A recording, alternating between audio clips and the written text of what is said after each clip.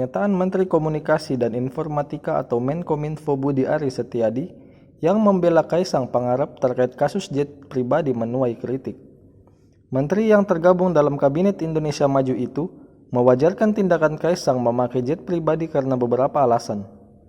Budi beralasan istri Kaisang, Eriana Gudono, tengah hamil tua sehingga tidak boleh naik kendaraan umum ataupun pesawat umum.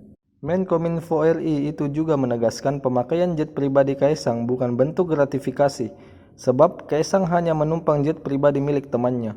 Hal ini dinyatakan Budi di Kompleks Parlemen Senayan, Jakarta pada Selasa, 10 September 2024.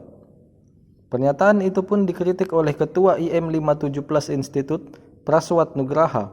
Ia menekankan hal ini merupakan isu publik terkait dugaan gratifikasi yang dinikmati Kaisang.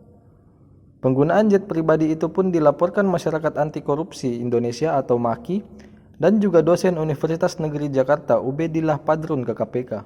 Pemberian pesawat jet pribadi itu pun diduga ada kaitannya dengan kerjasama yang dilakukan Gibran, kakak Kaisang, tepatnya pada 23 April 2021. Download Tribun X sekarang, menghadirkan lokal menjadi Indonesia.